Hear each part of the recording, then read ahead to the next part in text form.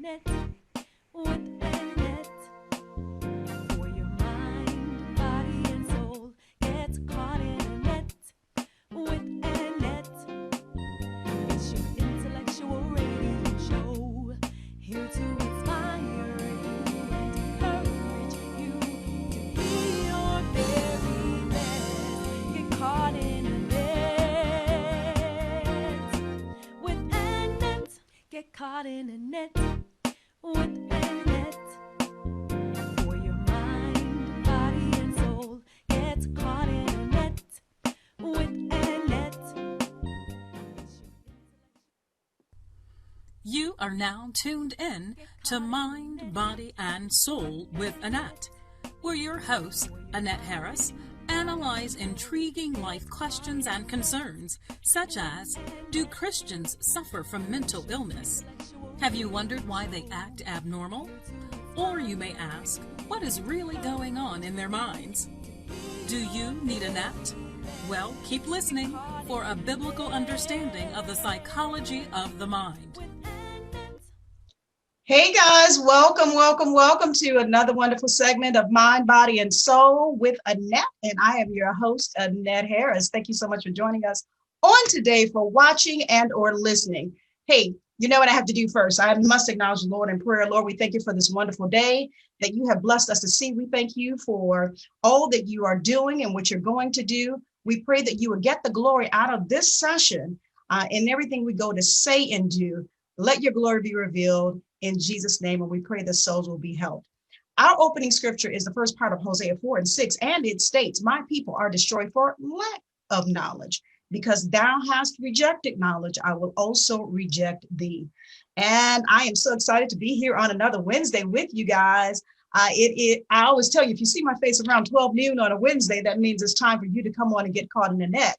Last week, we took a week off to kind of recuperate. The week before, we had our 7-year celebration, and I'm so excited to come through another year of broadcasting, another year of bringing you quality programming with wonderful guests. And I'm so excited that you have considered to join us and to support us down through the years. Now, I am featuring on today a beautiful young woman that I met, I guess last year. Yeah, was it last year? Yeah, it sure was. Seems like time just goes by so fast when you kind of think about things. And I actually met her, I guess we could say on a whim, if you will, because I met her while I was interviewing a very good friend of hers, her BFF, if you will call it that. I was interviewing Sabrina Gallion at my, actually we were in the studio pre-COVID. And and so Lanessa, am I pronouncing your name right? Yes, ma'am. Okay, thank you. I hate mispronouncing people's names, so I just like to make sure all the time that I'm saying the right thing here. But Lanessa came in because she had to do a favor for her friend. I'm not going to tell you guys what it was, because that's Lanessa and Sabrina's business right there. But she came all the way to the station to take care of something for Sabrina. And I'm like, wow, what a friend, what a sister, what a friend. And for her to do that, I was very impressed. But I actually invited her to come on to the interview, kind of sit down with Sabrina as she was being interviewed. And I was able to hear a little bit from her. We friended each other. Yeah. And then I saw some stuff on Facebook. I was like, okay, all right. I see you now. I see you. And so she's here on today because I reached out to her and I asked her about coming on and actually, being the interviewee and letting Mind, Body, and Soul talk to her about what is going on in her life and in her journey. And I am certain that many of you that are watching now will definitely be blessed by what she has to offer. Now, let me first, before I go into it, because I'm going to allow her to talk about herself, give a little background, but I must tell you, there's those of you that are coming into this live feed. Please know that we are live on my page, ANet, known as ANet. And Facebook is doing so many crazy things, when you're doing your lives and everything. I had to change my privacy when I first came in because it was just restricted to me. I don't know what the meaning is behind it, Mr. Zuckerberg. But so I had to change it, and some people were saying they couldn't find us, but we are here. So I'm on my page, ANet, Get Caught in a Net. And then the audio portion of this session is live now on my YouTube channel. So if you go to YouTube and type in Get Caught in a Net, you will hear us live there. And then at the end of the show, we will upload the video portion to match it, and it will be on my YouTube channel as well. And of course, it will still be here on Facebook.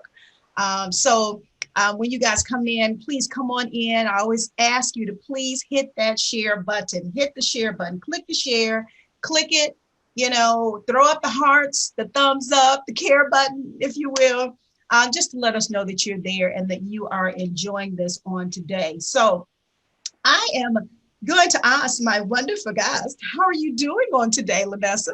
I am doing wonderful on today. I'm really good. Thank you for having me. I greatly appreciate it. This is such a privilege and an honor, and I'm just really grateful. So I want to thank you, and congratulations on your 7-year celebration. Woo-hoo. Happy anniversary to you all and all the hard work that you guys do. I watch from afar, kind of like you. You know, once I got to know you, I tune in here and there. So I watch from afar. So I'm really excited of all the wonderful things that you all are doing here at getcaughtinAnet. I love it. I appreciate that. Thank you so much. That means an awful lot. It really does. You know, sometimes when you're going on and you're, you know, from day to day or from week to week, from year to year, sometimes it can get a little rough. It depends. It depends. There's a lot of work that goes into it. And of course, I was saying on my 7-year anniversary that this was the year that tested Get Caught in the Net.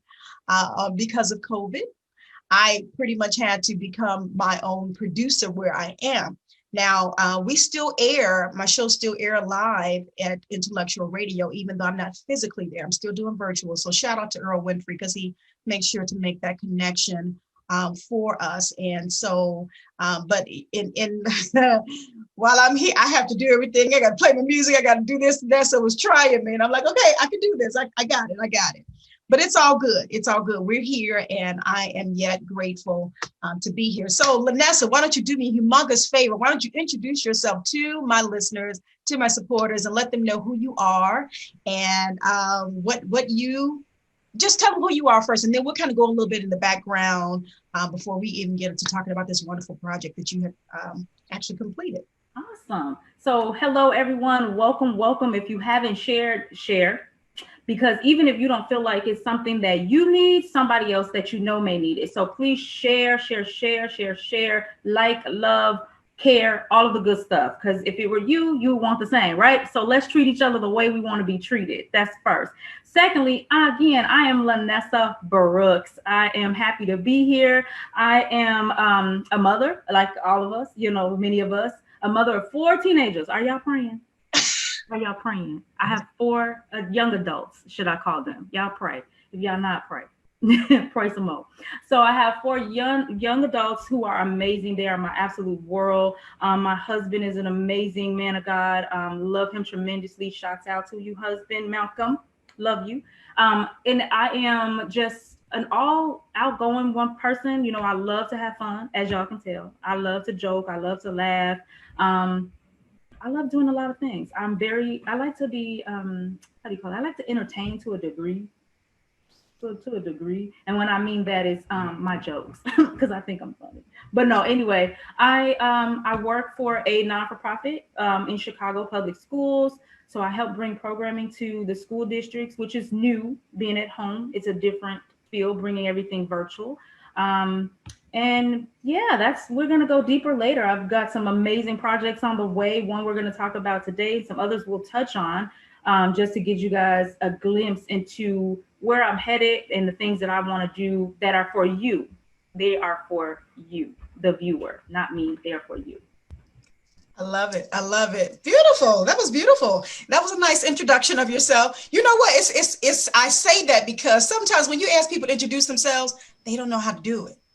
Or they, you know, they'll leave out a whole lot, you know, whatever. So, but that I thank you for that. Thank you for taking time out to talk to us about who you are.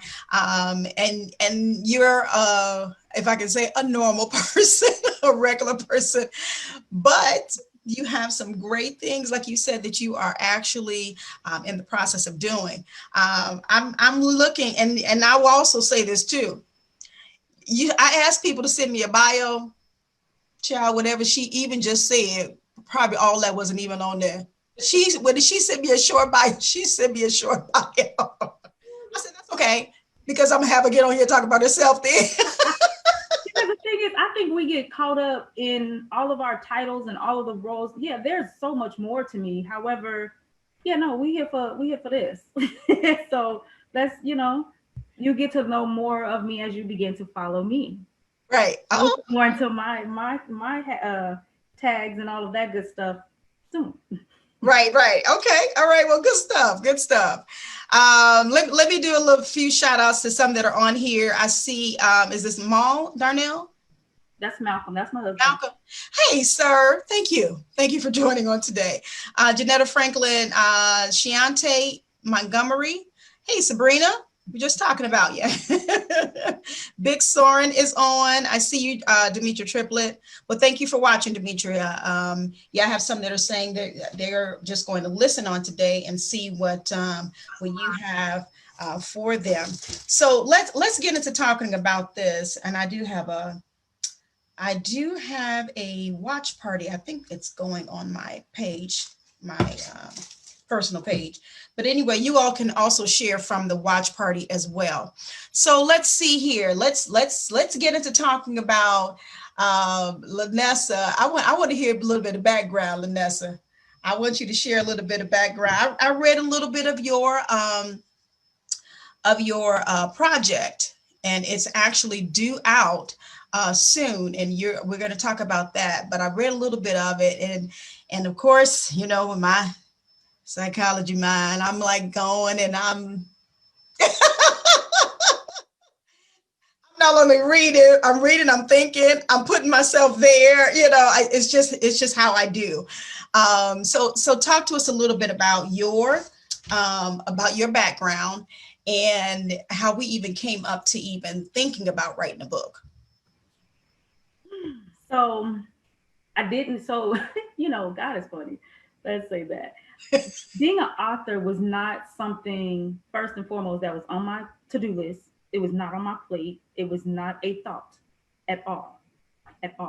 My goal was, hey, we're going to get this degree, bachelor's degree. We're going to teach and we're going to be great. Like, that's it. That's what it was. So as just going through life, going through the ups, the downs, the trials, the tribulations, the highs, the lows, the great days, the horrible days, just going through life. Right. I began to journal. Journaling was a sense of meditation for me. It was a release for me, being that I felt like I couldn't talk to everybody because lack of trust. And the lack of trust kicked in from just different relationships that I had been in, things that I had gone through. So I realized that I didn't really trust people to share everything with. So I felt like, what better thing to do than to write it down? This way, at least I'm getting it out of my system so that I'm not keeping toxicity into, within myself. So I started journaling. So in my journaling process, one night, years ago, I'm literally journaling, and then I heard the title. The title just downloaded, I hear the title and I'm like, what?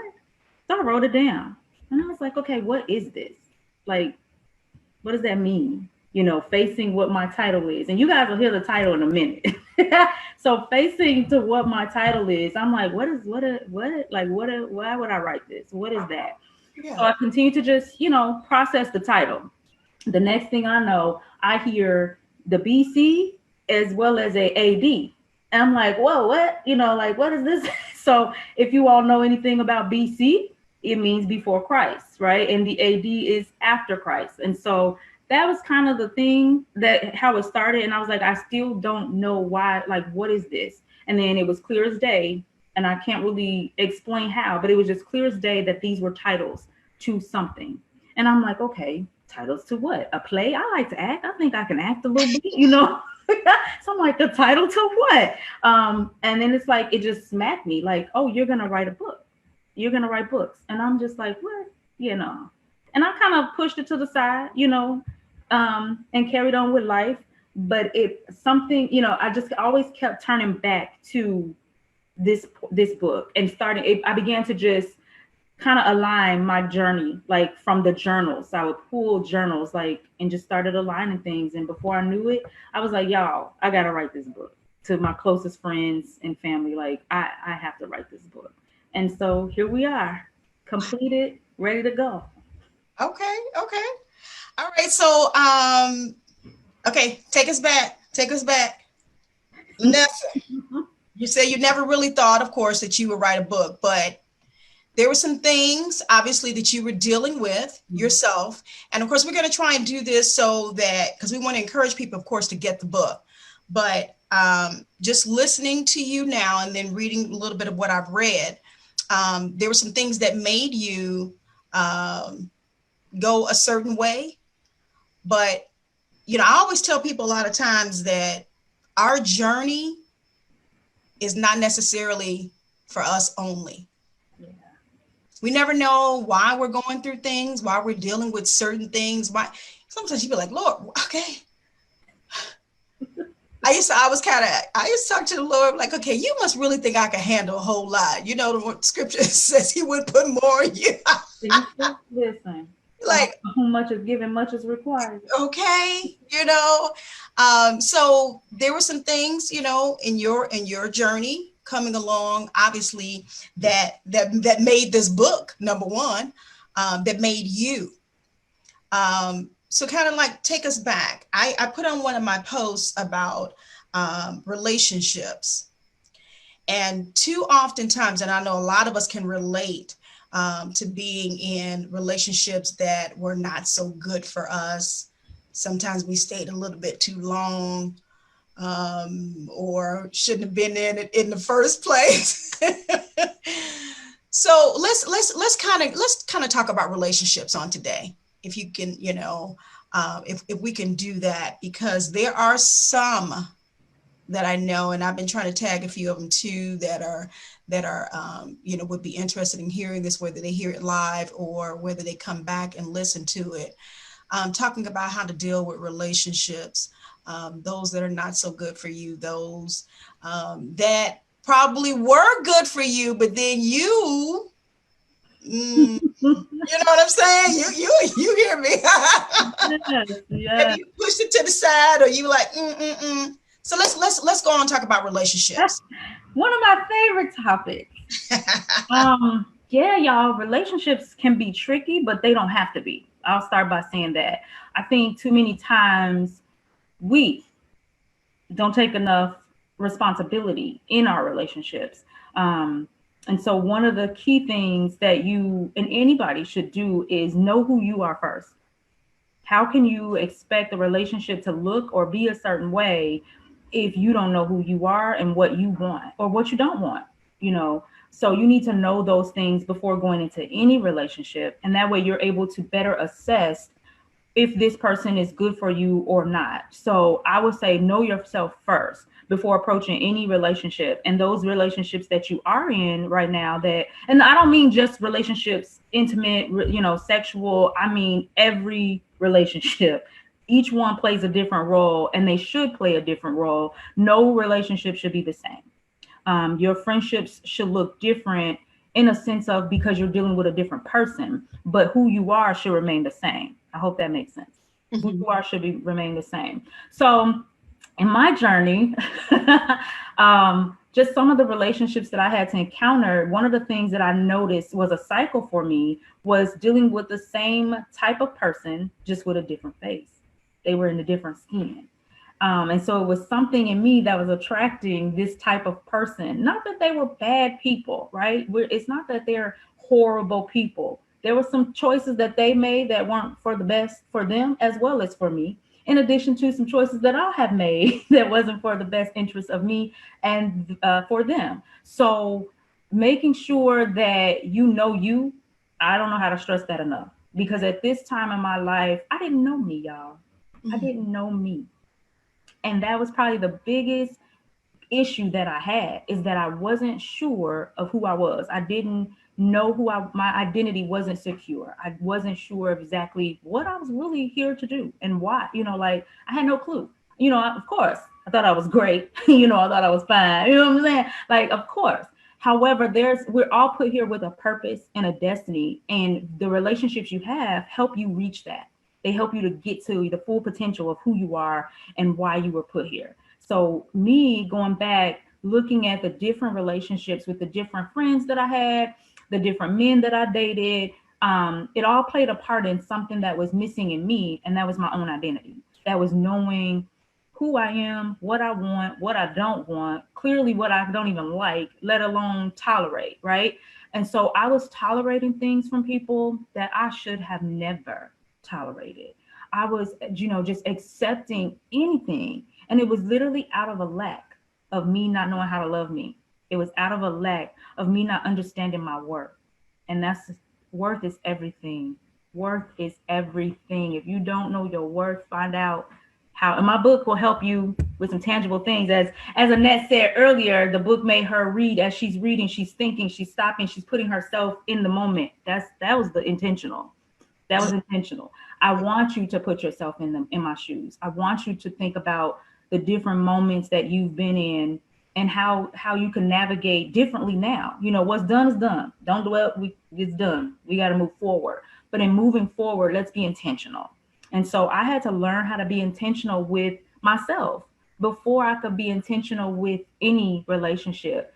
But y'all, some of the stuff that I've been through, it wasn't just because, oh, whoa, it's me. It was literally because I was putting myself into some of these situations, putting myself just in relationships with, more so with men, y'all, just accepting anything, the cheating, the stealing, like people don't realize how much I'm very aware of what some of the relationships have got, like some of the things that were occurring. I just didn't always put it on blast, but that's just a character thing that I have. That's a way that I was developed, that you don't always got to put something on blast to make a point. So that's just me though. We all do things different. Now there are some things that I did throw out there because, my fighter side just wasn't playing that. However, yeah, just being intentional with yourself is probably key, I would say. Okay. That was long, y'all. Sorry. No, that was good. But I got stuck back. Let me tell you where I got stuck. You said I didn't know who I was. Mm-hmm. At what point in your life were you? Were you a teenager? Were you a young adult? Because I think that she's laughing at me. I think she be knowing where I be going. I think that sometimes, unfortunately, and even as we kind of, like you said, you want your book to be a help to people too. But, sometimes adults don't really know who they are, okay, or what they are supposed to be doing.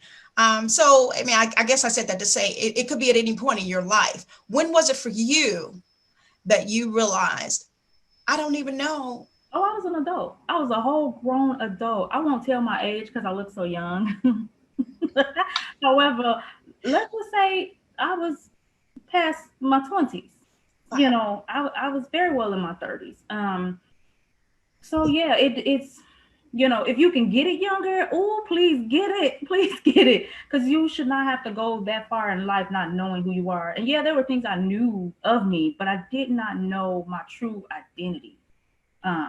And that only comes from one place, our true identity. Okay. All right. Okay. But yeah, I like that. I was an adult. You're an adult.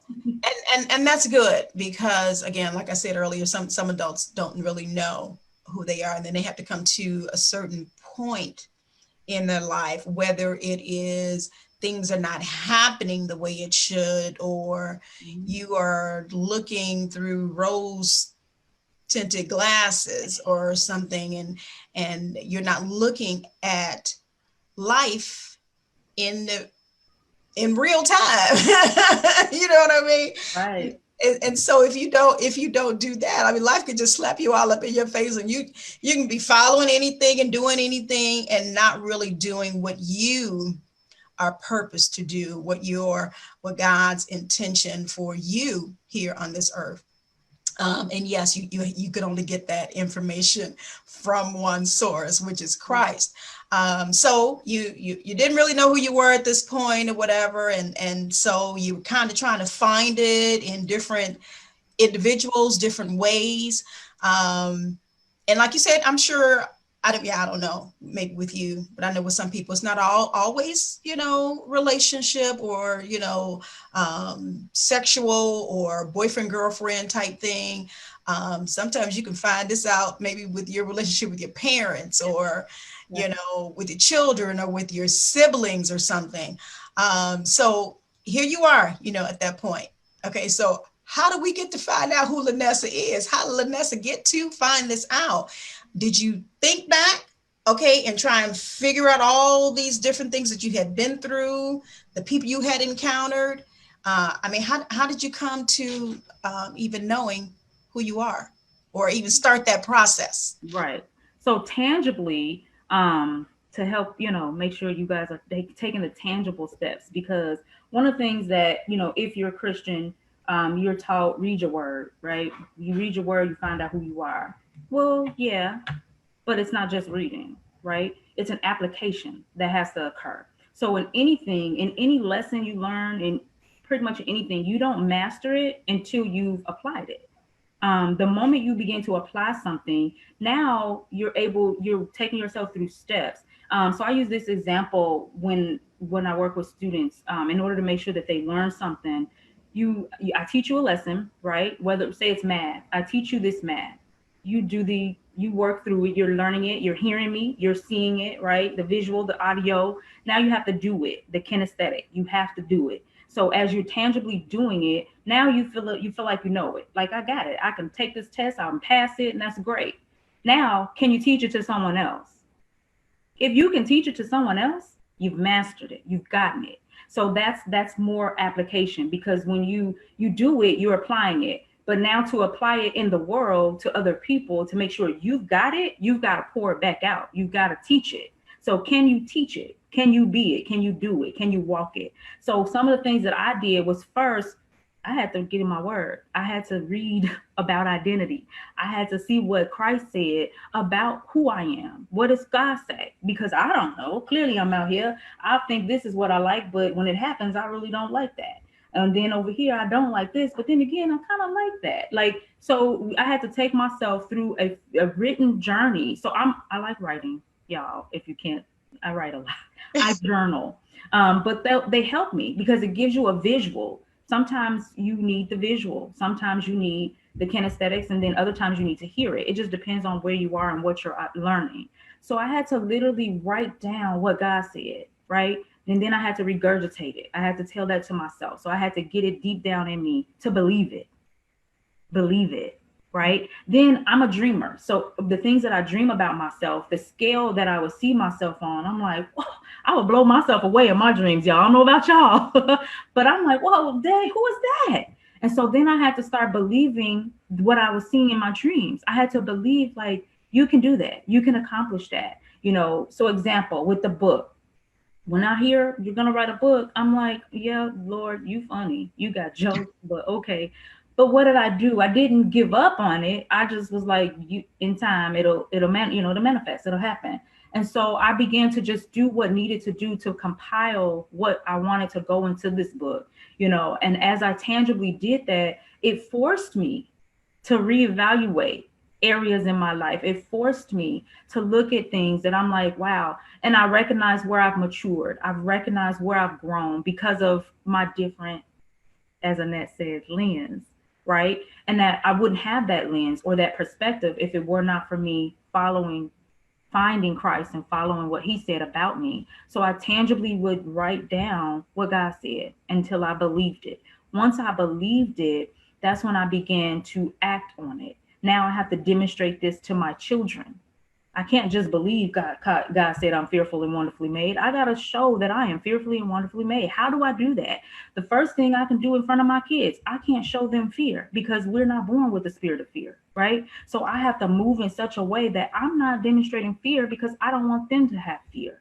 So I had to be a person that was not afraid of no matter what. No, and I talk about a part of this in my book as well about fear, like, and about how God used a mighty person, you know what I mean, to make sure that I understood where I was fearful, and that was in the process still of writing this book.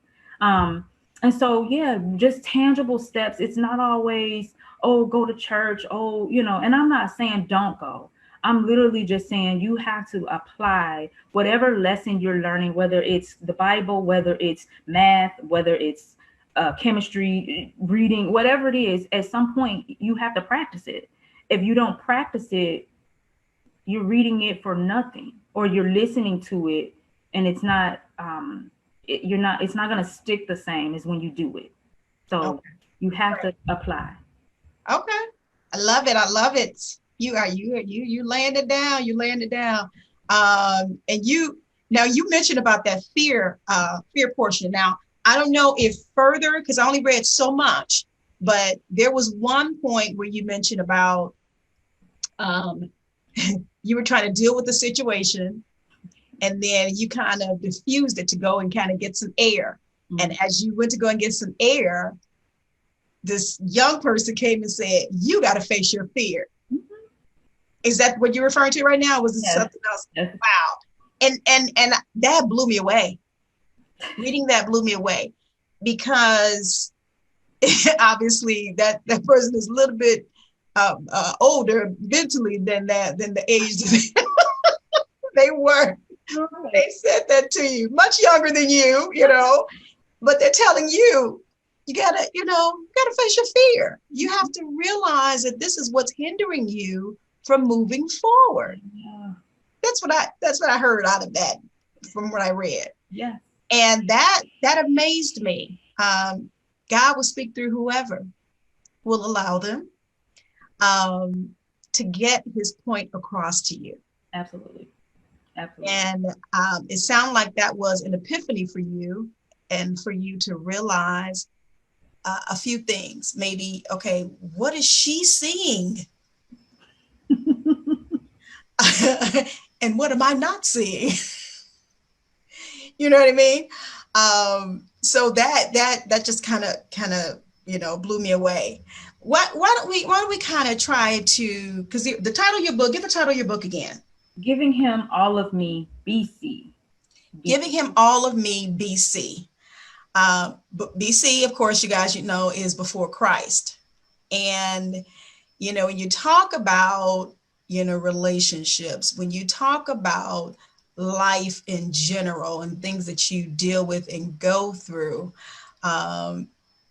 we tend to put our hands in. We tend to try and figure we're going to give God a little help.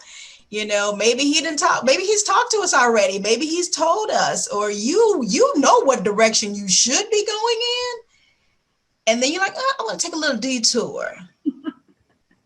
So when you take a little detour, you're not necessarily giving him all of yourself at that point. And then you go through, just like your parents used to say, you don't have to go through everything I went through. You don't have to bump your head. But sometimes we just go ahead and just bump our head anyway, because we think we know it all. Or this road is going a little bit smooth right now. Mm-hmm. I don't see or feel any bumps. Mm-hmm. Let me just continue in that vein. How would you talk to young adults? You said you have young adults in your household. How would you even talk to those in your house or outside of your household that are dealing with, as you stated, sometimes not necessarily knowing who they are and not dealing with, maybe it's a fear factor or what have you, to get to that point of giving Christ all of them? How would you talk to them? So, this is what I do every day, y'all. This is my life. Talking to young adults, first of all, you have to understand where they are and understand the difference in time from when we were kids, right? It's totally different. So they're faced with a lot of instantaneous gratification. They need everything quickly. So helping them to go through the journey of learning who they are and being able to give themselves fully to Christ or to commit to anything for that matter is a little different from when we were coming up. You can't like you said, Annette, you can't just say, you don't have to go through what I went through. We can say it, but to them it's not going to process the same, as opposed when our parents said it to us, it was kind of like, okay, you're right, even though we still in some instances went our own way, because it was like, you don't know what you're talking about. And so that's the first thing we need to understand, is that teenagers and young adults automatically, y'all hear me, automatically feel like you don't know what you're talking about.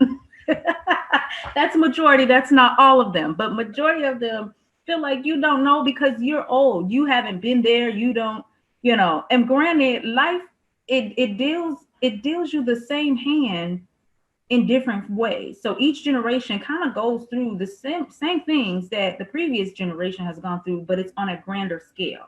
So it intensifies like with every generation, right? So helping them to understand that you do actually know some stuff is the first thing. So one of the things I do with my children is I kind of beat them to the end, right? So what do I mean? So when I see them kind of venturing down a path, and I know where that path is going to lead them, I interject. I say, hey, I noticed this, that, and the third. Let's talk about that. What are you thinking? What is it that you're trying to do? Like, how does that make sense to you? So I get in their head. I need to understand your process of thinking and how you feel like your outcome is not going to be the same outcome that I know it's going to be. Because they tell me it's not going to be, that's not what it's going to be. Oh, okay. Well, how not? Because that's what it looks like. So explain to me how that's not going to happen. So getting in their head to understand their thought process helps you to intercept. It helps you to know which way they're headed, why they're thinking that way, how they're thinking, and what's their next move. So now I can intercept the ball. I can jump in because I know where you're going. And so that's when I'll come in and I'll say, okay, and then I'll bring a different perspective, a better perspective, because it's one that they don't see, because this is how they walk. So they don't see it. So now I have to make them do this so that peripheral vision can see something else. And the way we do that is by having conversation.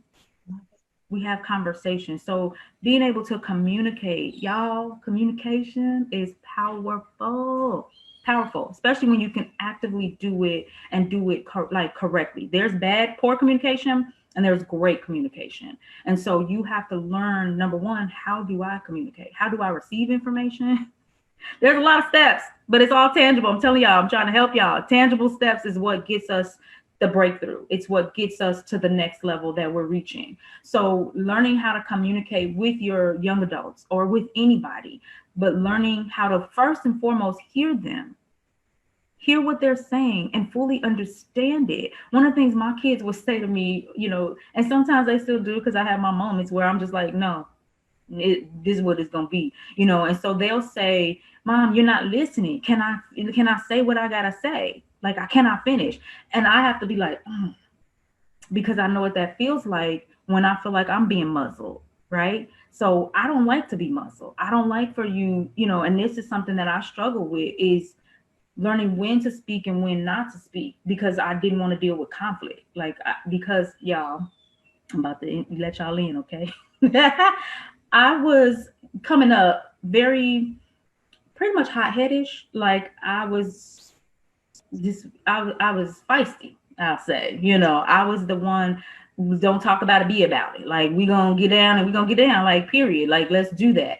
That was me. And so then I went from this before God, before Christ, being a hothead, to finding Christ, to now like, oh, I need to be nice. I need to be kind. I need to be gentle. So I went from this spectrum of being really over the top rough to being super, super kind and super, super sweet, to I couldn't find the balance. So it was either one or the other with me. And I had to tell people, like, I had to force myself to be nice so that you didn't get the itchy side of me, right?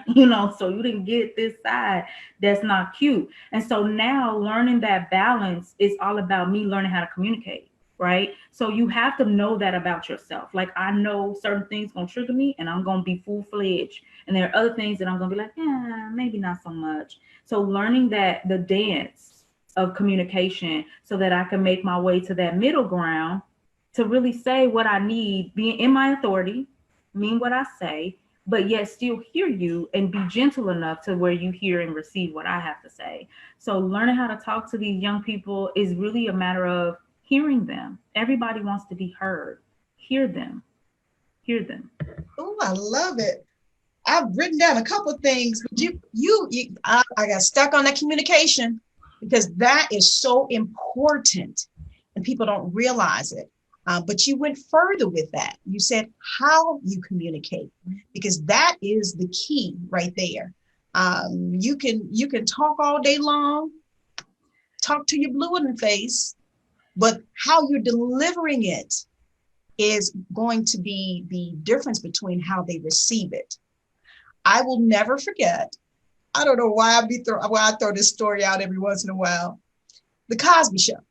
I got to tell this really, really quick. The Cosby Show. There was an episode where Vanessa, which was like the middle girl, she had went away to college. Sorry. What'd you say? I laughed because her name Vanessa, I'm Lanessa, and then she was the middle child, and so I had a thought that my mom. Anyway. Oh wow! Now that's interesting. Wow. Okay. I'm the middle child. I'll say that. I didn't know that. Well, what she did, she went away to college, and so obviously in college she had met some guy she was really, really, she really loved, and they had become really close, started dating, whatever. Well, she ended up getting engaged to him, but her parents didn't know. She came back home for the holidays or something and brought this guy, and so they were like, oh, just thinking it's the guy she dated or whatever. So they're sitting down at dinner. And nice, dinner and everything. And so then all of a sudden she springs it up and says that they're engaged. And so Bill Cosby, he gets up, he said, oh, is that right? So he has everybody else leave the room except the two of them. So he asked the young man, I tell you what, let's talk. She was still in the room. Let's talk. He said, tell me what your favorite meal is. And he told him, oh, I would love a steak and da-da-da-da-da going on. He said, okay.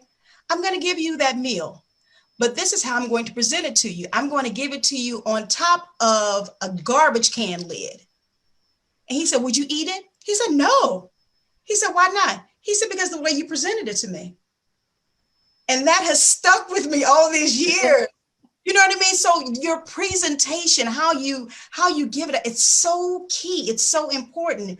And I like the way you said, how you talk to them. You sit down, you talk to them. Okay, I see this going on. So maybe can we chat about that? Instead of, oh, I saw all this on your Instagram page and that's a shame or whatever, whatever it was. You didn't come out at them. You said they had the blinders on. You talked to them so that they open a little bit to see the peripheral. Mm-hmm. And so that is so important. So thank you for saying that. I mean, I guess it went a long way around, but that's good because that's how you're saying that you would deal with, the young people, and they need to know that they are being heard. They need to know that somebody is there. They're going to listen. They're going through all different kind of changes, if you will, in their bodies and their minds, everything, all sorts of changes. So how we come to them and maybe ask them about what they're dealing with and how we can help is going to be key. Did you want to add to that? No, I think, you summed it up wonderfully. It's, don't get me wrong, y'all. I have my moment. Right. I'm like, sure. Do not play with me, but that usually comes in after I have dealt with something repeatedly, to now I'm like, oh, you don't understand anything else. Okay. So, but yeah, you definitely have to make room to just listen. Even if you don't have instructions or guidance after, listening is powerful because at least they feel like they are being heard, and they're more likely to come to you before they make mistakes. Yeah. Yeah. Should I say decisions? Because in mistakes, those are decisions to help us learn. So there you go. I like that. Mm-hmm. Hey, let me recognize a few more of you that are on here. And I do thank you all for joining in, coming in after we have already begun. And let's see.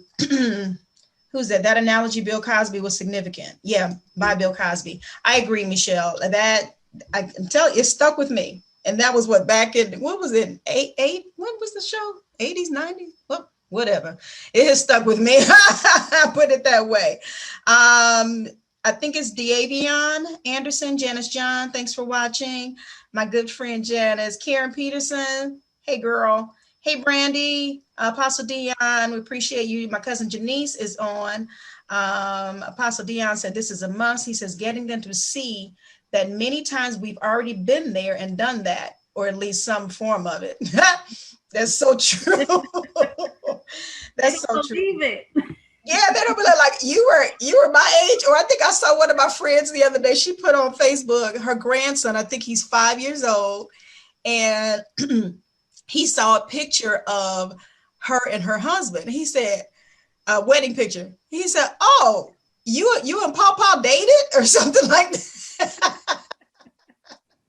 I love that. This is the wedding picture he saw, but y'all were dating.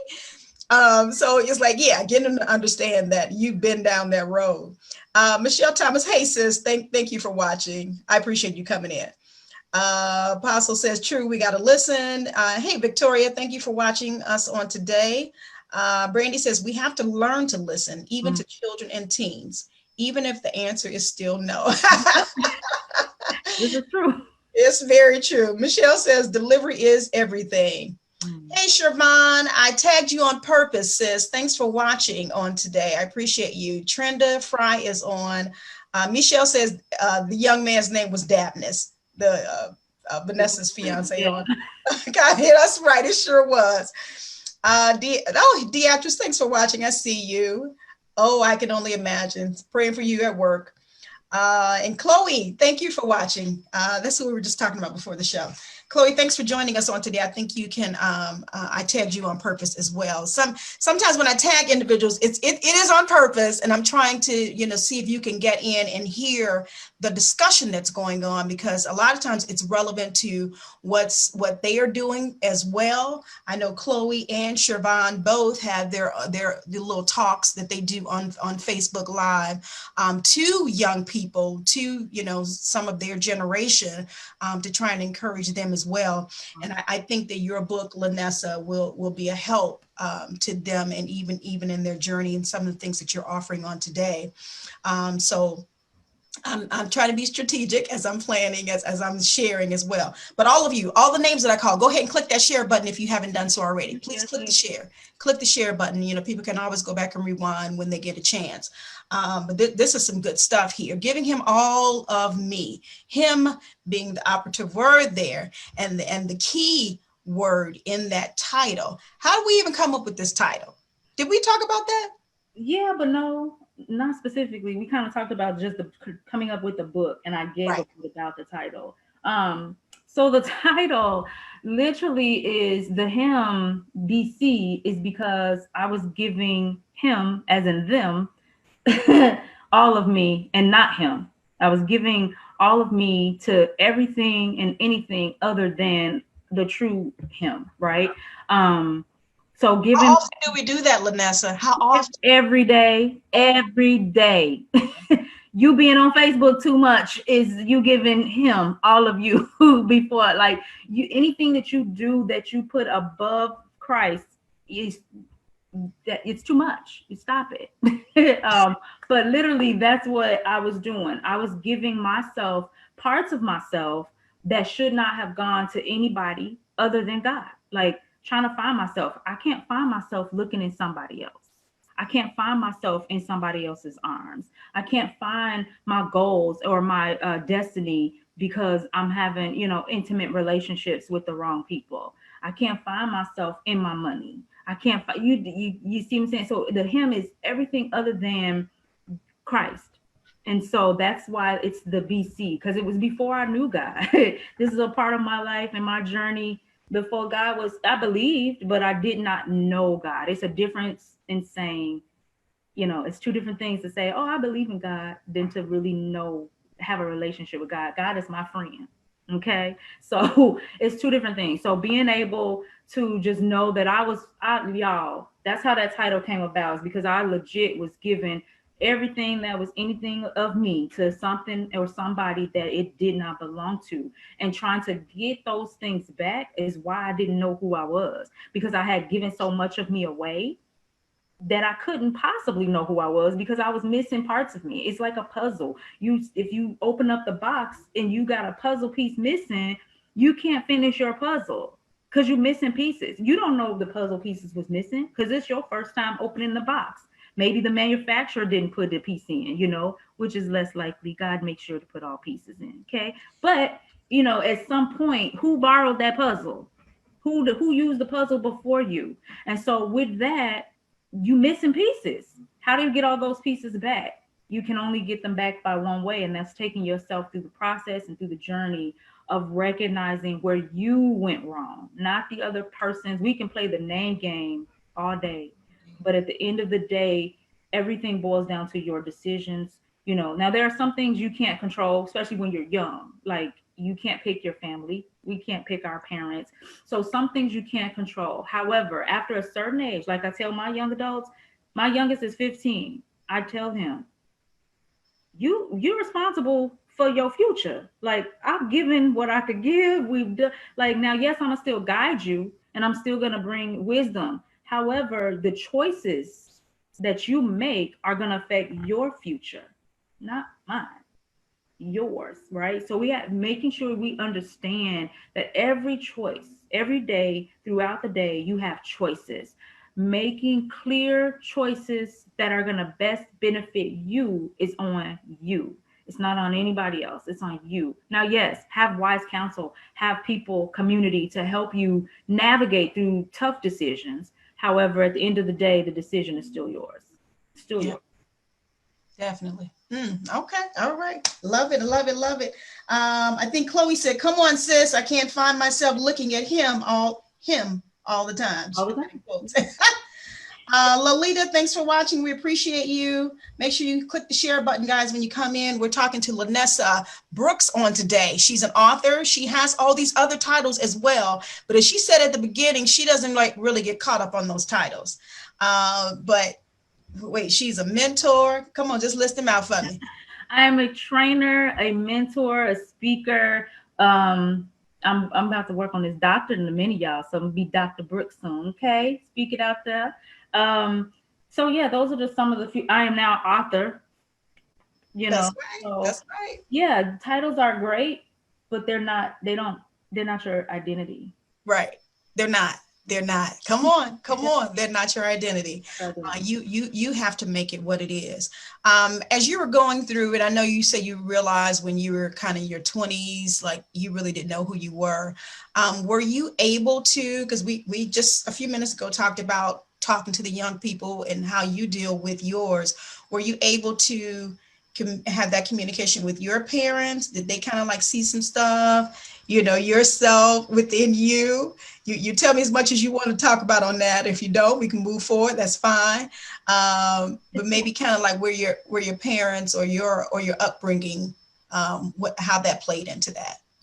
So I had a really great upbringing. I'm a military brat. If anybody doesn't know what that means, it means my dad was in the Navy. He's in the service. And so we traveled a lot. So that the exposure of traveling is a great part of who I am today. It's a great part of me being able to be very versatile in a lot of arenas, and being able to be comfortable in pretty much any room that I'm entered. Not that I don't have my moments of, oh my, but at the end of the day, I'm able to navigate my way in any environment because I was brought up in a household that moved often. So like every 3 to 4 years, we was uprooted and traveling, going somewhere else. So the ability to shift and move is nothing for me. I don't always like it, but it's a part of who I am. My parents were the do as I say, not as I do type of parents, as many, most of ours were. Look, I'm telling my age now, but yeah, that my mom made it clear she's not my friend. I'm your mama. And you're gonna do what I say. It don't matter. You can say whatever you want, but I better not hear you. You're gonna do what I say. So she was very stern and strict in that, but she was so loving. Like my mother has the ability to love beyond. Sometimes, I look at her like, why don't they don't deserve it, But now being an adult, I get it. I understand why her love was that way, or is that way.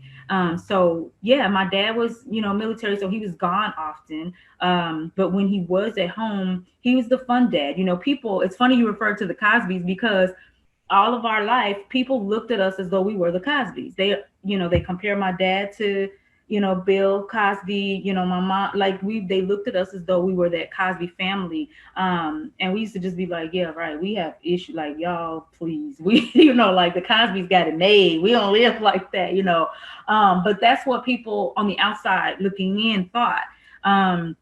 Again, I'm the middle child. So I felt, and my mother says that I invented middle child syndrome.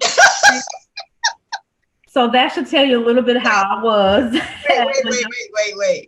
I don't think my sister's on here, but I think she created middle child syndrome. It's because it was a real thing before us. I didn't create it. It's a real thing. And so all my middle child people, I love y'all. It's okay. We gonna be great. Okay. We gonna be great, period. With or without, we gonna be great. So, but yeah, my mom, that tells you how I kind of was. I was always the kid to be like, it's not fair. She gets to, my older sister, she gets to do this and that, and you don't say anything, and then my younger sister, she's way younger and she gets more freedom than me. Like, whoa, it's me. That was my life. That was Marsha. So that was another one that I was compared to. I'm sorry, that just came out. See how you bring it back history? No, but that's another one that my mom used to always be like, yeah, okay, here you go. And I'm like, whatever, it's true. Middle children kind of get overlooked at times, and it's not intentional. Before marriage, I only had 2 children. So I had one older, one younger. So it was simple. Now with 4 children, because of marriage, I have my 2 bonus children, whom are amazing. And my all of my children are amazing. Diavian, you're on here. So hey, honey. So yeah, they're all amazing, but learning how to keep that balance to not make the 2 in the middle feel like they are less important than the older and the younger of the bunch. The Brooks bunch is who we are. Brooks bunch. Yeah, right. So making sure, like, I'm conscious of that. Why? Because I was the middle child. And it's so crazy because my 2 middle ones. So anyway, that's all I'll say about them. And so I laugh looking at how they are and how I have to address them in certain situations. And then I think about what my mom always said about me, and I'm like, is it that the middle child gives so much slack? Like, because these 2 are challenging me all the time, So I'm like, maybe my mom had a point to be harder on me at times. And even in that, like, I didn't understand why I felt like my parents were harder on me. And to them, they're like, girl, bad, we treated y'all all the same. And I'm like, no, you didn't, But at the end of the day, I look at it now, fast forward, to the present. I can look back now and say, oh, it's because God, number one, knows what you need. He knows what you need. So even though I compared myself, comparison is horrible, stop doing it. Even though I compared myself to my siblings when I was growing up, I learned now that comparison was wrong, and we all got handled according to who we were, according to our identity. There were things that I did not necessarily need, or I felt like I may have needed, but God knew that I didn't need certain things from my parents because of where he was taking me, right? Or there was a structure that I needed from my parents because of where he was taking me. So there were certain disciplines that had to be in place in order to make me who I am today, in order for me to be able to pump out this book, in order for me to be able to mentor other people. I had to go through some of the stuff that I had gone through dealing with, concerning my parents to help make me. They are your parents when you're young, who you're born to, who raises you. They are the beginning. You come out clay. They are the beginning of forming that clay. And they only can do, let me bless y'all, they only can do what they know how to do. Forgive them for what they did not know. even if you felt like it should have went a certain way, it should have been a certain way, maybe, just maybe, they didn't know how. So grace be given. Grace be given. Parents do, and I'm speaking as a parent. I'm not perfect. There are things that I look back on and go, I could have handled that differently. You know, especially when my kids were younger.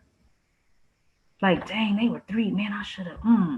You know, thinking about education, how my sister moved her kids from one place to another for the educational system. She, regardless of how she may have to struggle because of the cost of living or whatever it was, she wanted her kids to have a solid education. And when I tell you, my nieces have solid education. And so I look and go, dang, I could have moved too. You know, but we here now. You know what I'm saying? So I have to now do what I know how to do to make their life best. And so that's literally forgive your parents for what you felt like they should have, could have, would have. They only did what they knew how to do, regardless of the circumstance, regardless of their situations, regardless of their character issues. It don't matter. You were born for a reason, and you have to learn how to move past what you did not get or what you got too much of that wasn't the best. Forgive them, y'all. Grace. Great. I love it. I love it. Ooh, okay. I'm seeing some comments on here. Let me hop back over here. And you guys, of course, can make your comments on the live feed and on YouTube. I'm watching, and on the watch party. I'm watching all of them. Any comments, questions that you may have for my guest on today, talking about this wonderful book, Giving Him All of Me, BC. And, you know, we've been chatting about relationships, not all romantic. So we've been throwing it in the pot. We've talked about her past a little bit and her journey to where we are now. So let me read what I have here. Marcus, thanks for watching, little brother. We appreciate you. And Brandy, thank you for tagging. Shanae is on. Michelle says, as the older child, I thought my parents were harder on me. I truly believe all kids feel this way, no matter the order they're born. And you know what? Let me see here. Would I agree with that for me? Actually, I think I'm probably going to be an exception to that statement. I am the youngest. I never felt that they were hard on me. Now, my siblings probably thought that they were too easy on me. But hey, I'm the baby. I'm the baby. See? I'm the baby. There you go. You see it, y'all? I know. My little sister does the same thing. And that's funny because my older sister says she felt like our parents were the hardest on her as well. So, and it's like with the oldest, and my daughter says it, my oldest daughter. And so I think to a degree, because you're expected to be more responsible. But yeah, the middle children, it's like they're hard on you and you get ignored because they focus on the oldest and the youngest. That's right there. That's where that syndrome comes in at. Yeah. You're doing all this, but they can't hear you. They don't hear me. So you think you're projecting out. You think you're saying something. Whole time you like this. Now, Lanessa already told y'all she crazy. I gave a disclosure. I did. I told y'all I think my jokes are the funniest, and if you don't, I don't care. I don't care. I'm a comedian. But no, but that's so true. And some of you that are on here are middle children, you probably understand totally what she's saying. You know, it's like, okay, I can't. And then the oldest, like the parents would put more. I know my mom, she gave my older sister a lot of responsibility. That was her first child. Mm-hmm. You know, and so, you know, a lot of things she learned how to do from mom. Mom allowed her to do first. Now I, as the youngest, as far as getting a driver's license, I don't think I got a driver's license till I went to college because she didn't, you know, I'm like, do you not trust me behind the wheel or something? What's we won't know until you put me behind the wheel. It wasn't until, and unfortunately, my brother had passed at this point, but some good friends of his, I would call them, I still to this day call them my big brothers. He had to literally come up to the college and he took me, you know, for the little drive or whatever and get my practice in and took me to get my license. My mom wouldn't do it. my mom is no longer here on earth, so I can't ask her, but she did not do it. I don't know. It just meant that you getting your license meant you were no longer the baby, like you weren't her little baby anymore. That's all that was. No, I'm just kidding. No, but seriously, that I'm sure that had a lot to do with it too. It really did. There's so many things I can go into there. I'm going to have a show on birth order. I really am. I'm going to do that soon. I'm going to be a part of that one. Yes, you should. You should be. Maybe have a panel, have you on here with me. Yeah. Brandy says, forgive your parents for you first. Oh, yeah. I like that. So she's speaking what you said. Okay. Nicola, hey, my sister, thanks for watching. Hey, Derek Mays, I appreciate you. Thanks for watching. Make sure you guys share this live feed. Brandy says, parents are never harder on the youngest. Brandy, I used to like you before that comment.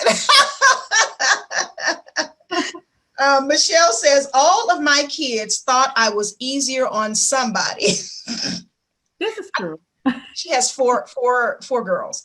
But she said, from the oldest to the youngest, as parents, we just can't win. And she said, laugh out loud. You can't. It doesn't matter. Beatrice, yay, here's another baby here. She says, I was and I am the baby and I was spoiled. Yeah. She says, but not spoiled rotten. I wasn't spoiled rotten. I was spoiled. I'm so glad my sister's not on here. What was that? I love the fact that the babies clearly identified that, yeah, I was spoiled. Yeah, I had it easy. See, y'all youngins. Yes. The young ones. Mm-hmm. She also says, I was spoiled, but I was polite and courteous. See? But she said she didn't have a choice on that. Michelle's responded to Brandy. She said, that's because by the time they come along, we're tired. You know what? I cannot with y'all. But I've heard that before. Like my older sisters, they would say, oh, mom was probably just tired by the time it came to you, so she didn't really enforce anything. Like, for instance, like my sister that comes on my show, she will tell you in a minute. I think she got a little jealous because in high school, and see, this was back in the day. In high school, you were really supposed to only go to prom once. That was your senior year. But I went to prom all 4 years. So I'm right there with you. I didn't go all 4 years, but by the time I made a junior, I went to prom like 3 or 4 times. Did you? I want to say 3. And I was prom queen my junior year because of the school I went to. They crowned the king and queen were juniors so that they would be there to crown the next king and queen the following year. So I also have prom queen on my belt. I too. Should we add? Royalty, if you didn't know. Right.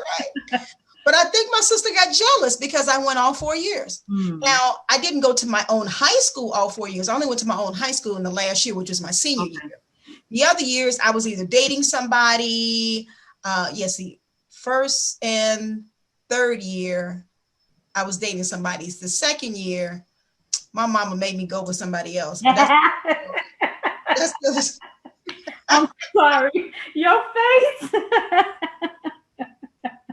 It's true. Let's see. Trenda says, I'm the youngest of 5 girls. The oldest wore my parents out before I got there. Yes, Trenda, I'm with you. The actress says she went to prom 3 times. So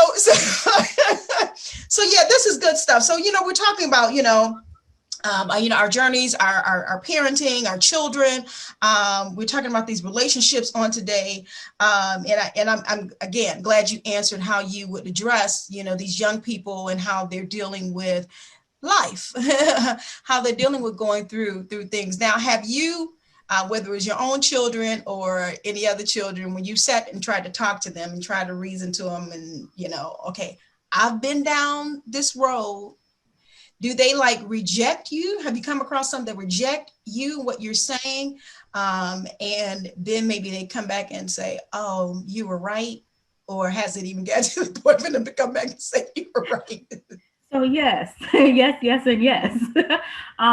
Even in my career, working with young people, they don't want to hear it. You don't know what you're talking about, whatever. I'm still going to do me, Miss Lanessa, is what they say. Oh, okay, go ahead. And then after the storm hits, and the clouds begin to clear a bit, they come and be like, Miss Lanessa, I should have just, you told me. And my children do it as well, especially my oldest. She comes back after I've clearly given her, look, it's gonna be this, and then it's gonna this, and then it's a ripple effect. Boom, it's A, B, C, and that's what's gonna happen. And there's moments, you know, when it happens that way, she'll come back and be like, Mom, remember how you had said, you know, and I'm like, what about it?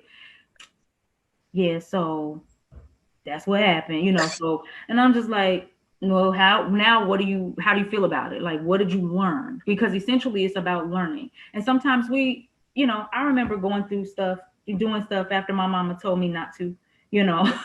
So I remember doing it, and then the lesson that I learned, you know, it's like you tell a child, don't touch the flame. And I got a story with that. I gotta keep it simple though, because people nowadays will be like, that was abuse. But I was sharing. Well, tell me later. I'm gonna share it. It's okay. So I was younger, playing with fire. Okay, playing with matches, y'all. I was playing with. This is what my mama said. I was something else. But anyway, I was playing with matches. Okay, because why? I don't know. I was bored. I don't really know why, but I was young, playing with matches. I couldn't have been no more than 9, 10, somewhere in that era. Playing with, just sitting in my room, watching it, literally just playing with matches. So my mom comes in. So now I'm like, you know, trying to hurry up, hide the matches, throw them under the bed. So I'm sitting there like I'm doing nothing. Okay. My mom comes in and she say, who back here playing with fire? Me and my sister, you know, my older sister, she wasn't really a snitch, you know, so she just kind of gave a look like, I'm not going to tell on you, but mama going to know by my face, you know. And so my mom comes over to me and was like, yeah, it's the smoke smell is really strong over here. You over here playing with fire? And I was like, no, like, why would I be playing with fire? That's stupid. You know, I knew it was dumb.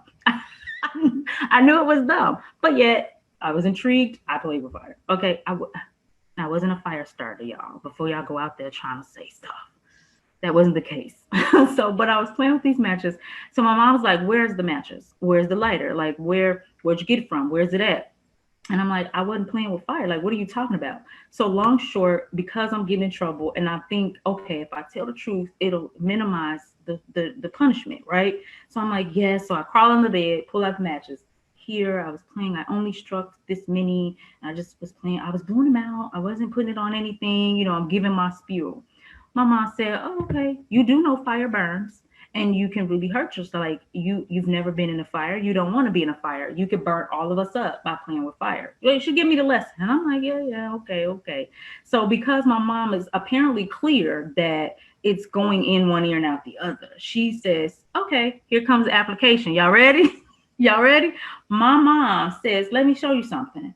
She struck the match. She's letting it burn. Literally, she pulls my hand like to make me feel the fire so that I have to feel the heat of this fire. And I'm like, that's hot. And she's like, I know. So imagine your whole body being torched up, you know. So it was a lesson. Y'all, I've never played with fire again. I don't even like to light the grill. You hear me? I have someone else light the grill for me. Like when I gotta light the grill, I'll be out there like, dang, I have the long, yeah, I'm that person because I'm back. Because I've learned my lesson. I'm not playing with nobody's fire. No. So that's just, you know, one of the things that I had to endure. Your mom said you gonna learn today. Yeah. And so it was one of those things, though. I never had to, you know, circle back to come to her later and be like, oh, let me tell you, Ma, I was playing with fire, because she made sure to teach me a lesson in the moment. So it's important that we teach lessons in the moment. And I'm not saying be extreme, you know. And there was no child abuse back then. Like, right. We didn't have that stuff. You know what I'm saying? So, and do I look at it as abuse? No, I feel like my mom did an amazing, because it stopped me from touching the fire. Like, I don't play with fire. So I learned my lesson. But we have to learn to teach in the moment with the young people, because if not, we risk the chance of them going out and playing with fire, you know, and burning down everything. So teaching in the moment, not saying be, you know, brutal, but making sure that there's understanding. And the only way you can do that is by communicating with conversation, getting to see where they are. But yeah, my kids definitely, I've had several children, you know, again, because of what I do with my career, they come back to the oh, Miss Lanessa, I should have just, you told me. And I'd be like, well, but then I always make sure to ask them, well, what do you know now? So, because that's what's going to keep them, it's going to deviate them from doing and making the same mistake. So what did you learn? What do you know now, given that you went through this? What do you know? How do you avoid this? And so that's that teaching in the moment. Okay. All right. So then, I mean, obviously, so teaching in the moment, regardless of what their responses is at that time, teaching in the moment is important because they, could eventually come back and say, this has helped me. Yeah. Now, sometimes they may not always come back and say anything, but it did help. It'll help. So the thing about all people is we listen, we hear you. We just don't want to hear you, but we hear you. And so when I'm in a jam, I'm in a situation, I can hear everything that my mama has said in the back of I hear all of it, and I'll be standing there with the, but so just always know that they hear you. I just don't want to hear you. So I'm going to give you the attitude, the face, the eye roll. I'm going to do all of that to make you feel like I don't hear you. I'm going to give you the resistance because I want you to shut up. That way, I don't want you to tell me what I need to do, because now when you release, thank you. When you release what it is that you're supposed to, that what I'm supposed to be doing, when that thing is released, it's my responsibility. I don't want the responsibility, so be quiet. Be quiet, because now that you've given it to me, I've heard it. It's my responsibility. Now I got to make a decision. I got to make a choice based on the information. What did you say earlier? We suffer. Our people perish. God says his people perishes because of lack of knowledge. When you give me the knowledge, now you've given me a responsibility. Now you've given me a charge that I now have to do something with what you told me. If you don't tell me, I can use the excuse, I didn't know, and I'm not responsible for the consequence. I don't know. But when I know, dang, now I gotta own it. Dang. Yep. Now you gotta own it. And you just summarize a lot of what I talk about in that respect. A lot of times people will know. They know the difference between right and wrong. They know what to do and what not to do. But again, when you come and say it to them, now I gotta own it. Don't I can't hear you. That's pretty much what you're doing. La la la la la. You're talking. I can't hear you because they don't want to own it. Because now you got to do something with it. You have to. You literally have to. So that's wonderful. Let me see what are you guys saying on here. Let's see. Brandy, why you say, oh my God, to Deatrice going to prom 3 times? Okay. Leave us alone. I went 4. No, let me stop. Buddy Gill, I see you on. We thank you for watching. Buddy Gill done popped in and everybody talking to Buddy. All right. Let's see. Daintree, thank you for watching. Carmen, we appreciate you. Make sure you guys click that share button as you're coming in. Michelle Thomas says, I was made to smoke a cigar by my dad at 3 because I was playing like I was smoking. Oh, she said child abuse. She said, but to this day, I have never smoked, at least not cigarettes or cigars. I'm only laughing because I know Michelle and I know what she meant by the last part. But yeah, Michelle, that's something. I think our parents had a certain technique and they were teaching in the moment, as you say, to get us to make the right decisions, whether it was at that point or in the future, because they wanted what was best for us. Buddy says, I've always told my children and other young people that you can learn the hard way or the easy way. It's your choice. He said, but you're gonna learn. One way or the other. Oh my God, that is so true. That is so true. Yeah, this is good stuff. Giving him all of me.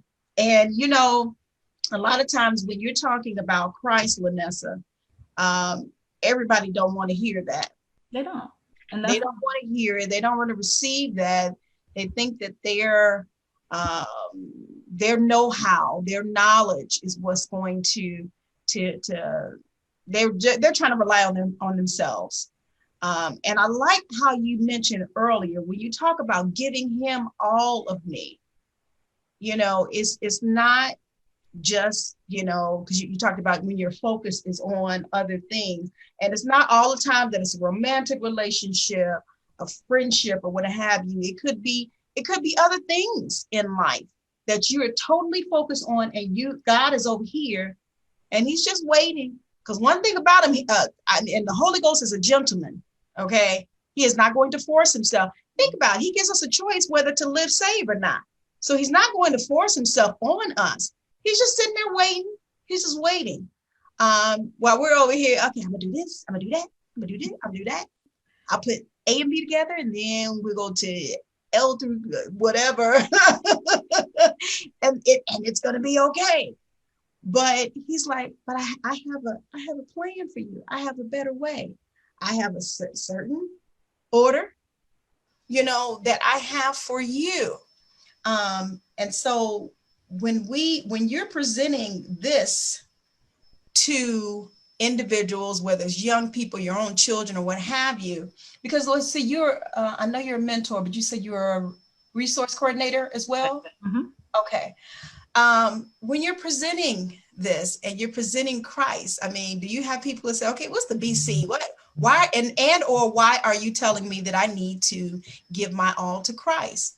What is Lanessa's response and reaction, and how would you get this across to them? Because again, everybody don't want Joe Christ, if I can say it like that. Mm-hmm. You know what I mean? That's true. So how do you deal with that in that respect? Well, one of the things about me is that I just demonstrate who Christ is through my character. I don't have to promote Christ by saying, oh, Jesus. No, I literally live it. I live the characteristics of who Christ is. I'm going to live the fruit of the Spirit, as we say. I'm going to be loving. I'm going to be joyful. I'm going to be kind. I'm going to be gentle. I'm going to live out what Christ's character is. I'm going to live that out, because that's what will help bear more fruit, right?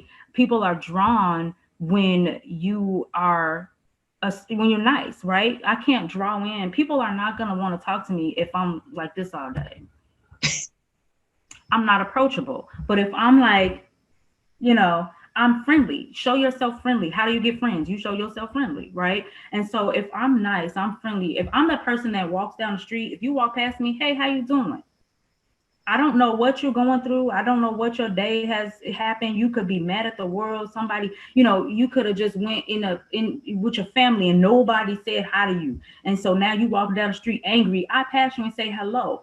I've shifted your day because somebody do see me. Somebody does recognize me. So I try to just live a life that represents Christ without having to always say, oh, I'm sold for Jesus. Christ is my everything. No, I just live what he expects me to live. And that's being nice. That's loving my neighbor, right? How do I love my neighbor if I can't love myself? I don't know what love looks like. I don't know how to do that. So I literally just take the time of knowing who Christ says I am and what he says, how he says we should treat each other. And that's what I do with other people. And then Christ sells for itself. Some of my parents, I had a couple parents that I never, ever have said to them, for one, I'm in education, so we can't really bring up Christ, right, in Chicago public schools. So, I just live a certain way. There are certain things that I do. And if you know me, I'm behind the scenes doing what needs to be done so that Christ can have his way. Okay. So I'm always praying. I'm in the school. I'm praying. I'm doing what I need to do when no one's around. Right. And so I had a couple parents, they came up to me. We're having a conversation about their scholars. I'm telling them what steps they need to take for what's coming and all that great stuff. And one parent kind of just looked at me for a nice amount of time. And I looked and I said, are you okay? Do you have a question? And she was just looked and she was like, you really love God. And I looked at her and I kind of laughed and I said, what makes you say that? And I said, I do, but where did that come from? And she was like, I watch you almost every day when I come to get my son. She was like, you treat everybody the same.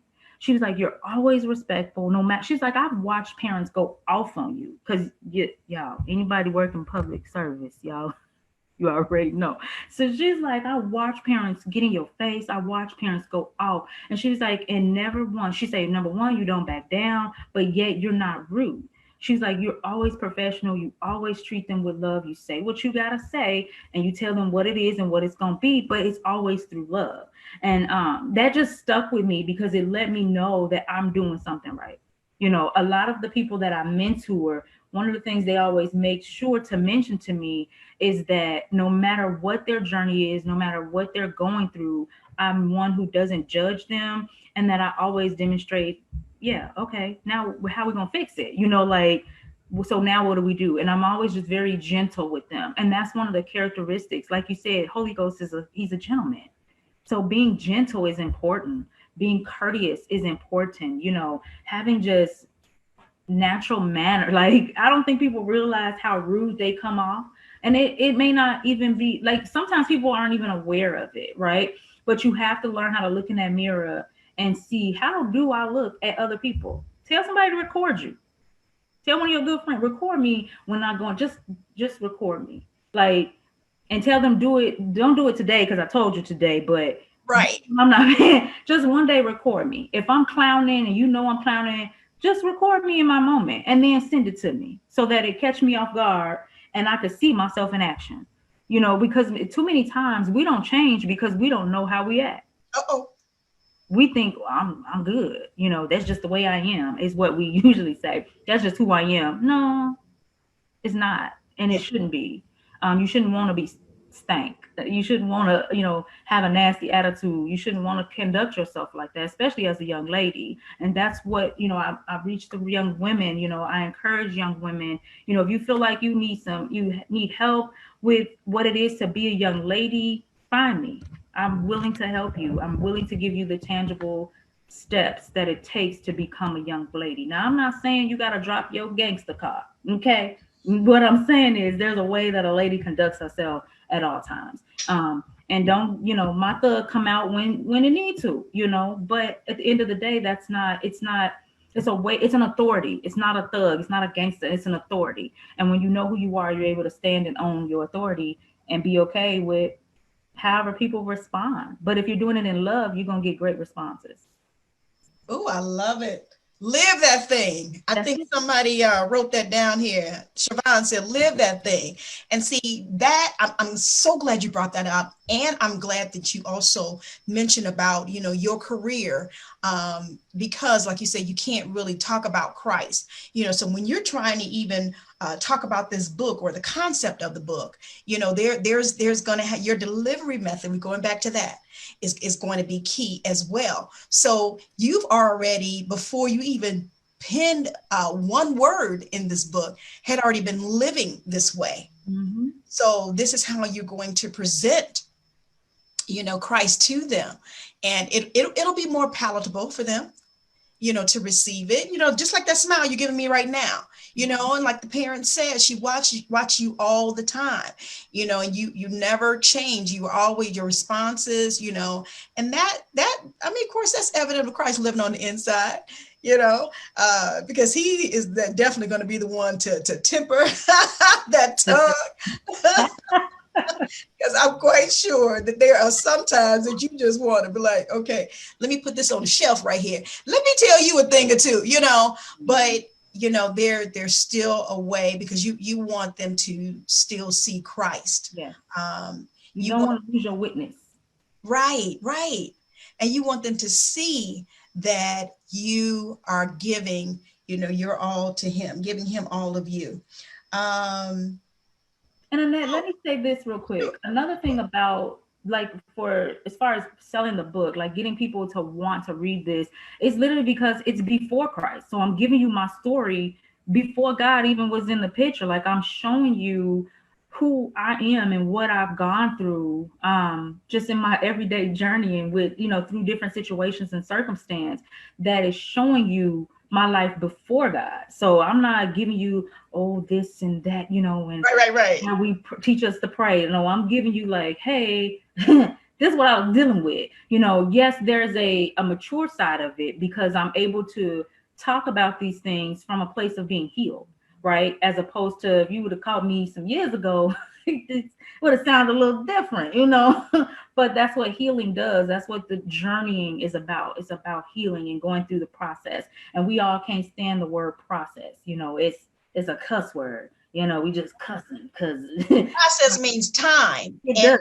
as humans, we don't like to take a lot of time to We get don't. from point A to point B. We don't. We like, ooh, why I gotta do that? And it's literally the time. And the crazy thing about process is if you just submit to it, it will end quicker. Process Come on with it, sister. Come on. process takes so long because we done spent majority of the time fighting it because we don't want to do it. And I'm speaking for myself, and I'm laughing because I'm in process now, you know, and I'm like fighting it. And it's like just let it go. Just surrender. Throw what my white cloth to just The right flag. yeah. I ain't got no white flag around here. It is. But you know what? So of course that goes back to, and it corresponds to change. And as humans, we don't really like change. Nope. You know, and we may buck against it and fight against it. Take, for instance, you're on your job and you've been there for so many years, 10 years, and you've been doing it a certain way. And then all of a sudden, maybe you're merged with another company, somebody takes over, they come in, and so they're looking at everything and they want to revamp. And they may have new policies or whatever. So now you're going to have to go and learn these new policies, and everything that you did for the past 10 years has to go out the window because you have to do this if you want to stay in that job. So of course you buck against the system a little bit, pain, growing pains or whatever, change. I don't want that. I don't want that. But then again, if you, accept it, like you just said, just calm down, calm down and accept it. Things should be okay. This is good talk, good discussion here. I'm loving this. I am loving it. I told you, didn't I tell you? I told you, didn't I? Mm-hmm. I sure did. He told me, y'all. I don't know about y'all. Right. Okay, let's see here. Who am I missing? Elder McGee, I thank you for watching. We do have a spoken word that we're going to play from Elder McGee on today. Let's see. Deatra says, living it, yes. Buddy says, that's it. To have a friend, one must show themselves to be friendly.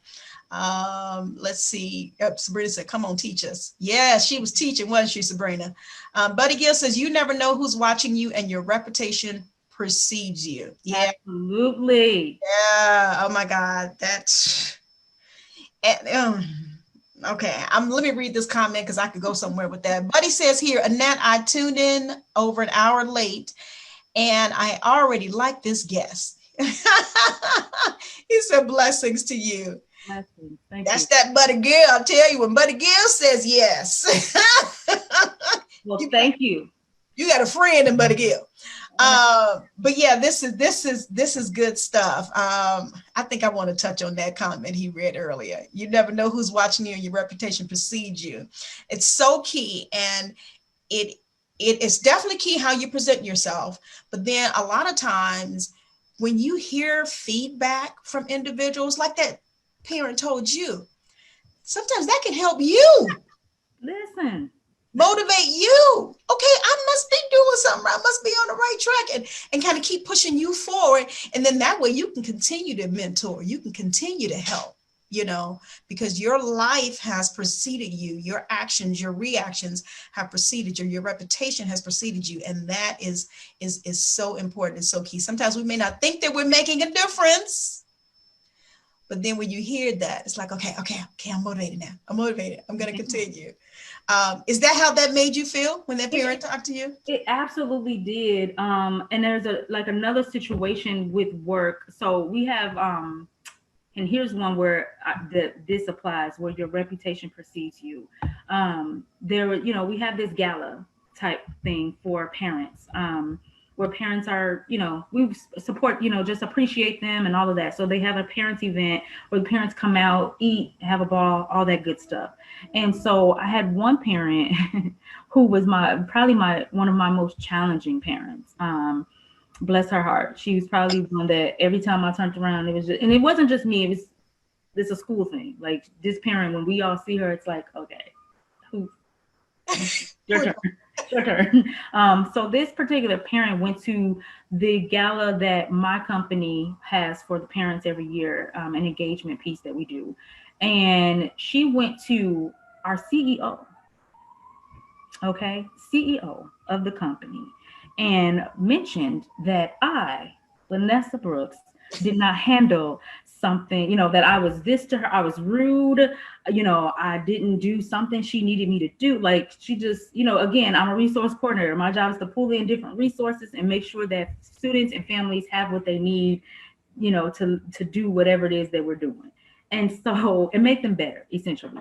But yeah, she literally said I was rude, I was disrespectful, that I didn't handle this situation. And she went on and on and on. My CEO knows me. Our company is big, but it's not our CEO makes it a point to interact with everyone. She knows me. I've been here for a while. She knows my history. She knows my reputation, right? She knows my character. So she pulls in my supervisor and says, hey, come here. This parent is saying this, that, and the third about Lanessa. And she's like, and I just don't believe it. What is it that you could tell me about this situation? And because I've made my supervisors aware of anytime something static happens, I have to have that accountability. And so not only did I make sure my supervisor was aware when the event happened, when this situation happened, I also pulled in one of my employees to stand with me so that they can hear the interaction between me and this parent, because I was at the boiling point. I was at the point where I'm like, lady. And so I knew I needed that accountability to make sure that I communicated with her professionally. And so I did that, having my back covered. So I had also my employee also communicate with my supervisor how they viewed standing on the side, that how everything went. So I was covered. Always be covered. I was covered. So my supervisor and the CEO kind of, in so many words, laughed in the lady's face, without laughing in her face, of course. And they let her know that this was very hard for them to believe because of they defended me, y'all. Like at the end of the day, they defended me. Why? Because my reputation had already preceded me. They already knew who I was. They already know the type of person I am and how I handle situations and how I handle people. I'm big on how to handle people, because we hurt people. And too many times we blame the hurt on the institution and not the person. It's not the institution. It's, and so I'm big on that. You never will come in my presence and be like, oh, she just mishandled me.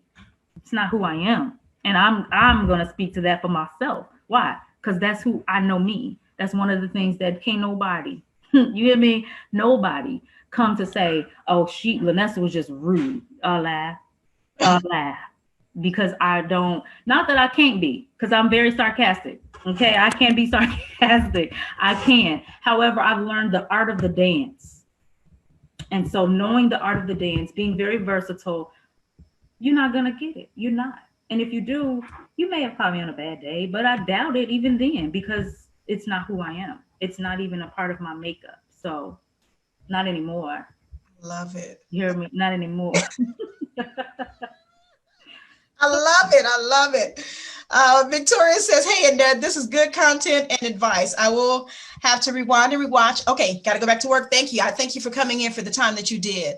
All right, wonderful. Yeah, so we got a few more minutes left. I am going to play our spoken word, but yeah, this is good conversation here, and hopefully something that can help on both ends, the teacher and the student, if you will. Hopefully it will help all of you.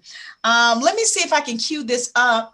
Elder Kevin McGee has a radio show with Intellectual Radio entitled Connections, and he blesses us here at Mind, Body, and Soul on a weekly basis with spoken word that will relate to the day's topic. So I'm going to set this up, and you guys let me know if you can hear this.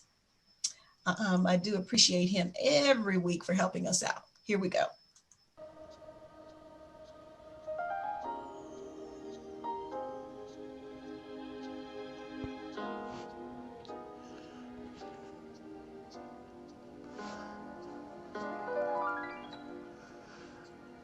I thought I had myself together. My plan for my life, my goals, my dreams. Thought I had the world in a jug and the stopper in my hand. Thought I was in control of my destiny. Yet things weren't going quite according to my plan, and so I spent time and more time and time after time modifying my plans, only for those to fall through as well. Not quite sure what was going on. My blueprint for building myself wealth is foolproof, yet I feel like a fool. And so I tried to find solace in relationships, looking for that support of a true love, giving it all of my energy, only becoming drained. Wonder if I will ever find what I am looking for as confusion settles in because I'm not sure what the deal is. And I asked God what was really happening. And you know what? God responded. He responded by saying, "It's nice to hear from me." He had been waiting but knew that I would be calling. You see, just a couple of years earlier, I told God if he would just get me started, he could have all of me. Yeah, so now he is reminding me that I didn't live up to my end. But he explained the problem, that I was under the assumption that I was good enough the way I was, and if I talked to God every now and then and made some vows, I would be good. However, I was trying to evaluate my worth according to my own metric system instead of yielding to God in all areas of my life. I was treating God like we had a unilateral contract where I was the only one to benefit. But God told me it's never about me, but it's about his will. Wow, and that just blew my whole world. And while I vowed to give him all of me, the minute I reneged, the vow was broken. You see, God wanted all of me without conditions attached. He let me go on and try to live my best life without him, but that did not work. And now I realize that before I can grab the brass ring and hear the bells ring, I got to give him all of me right now. I gave him all of me BC so that I can live in his victory AD. And his will is what's best for me.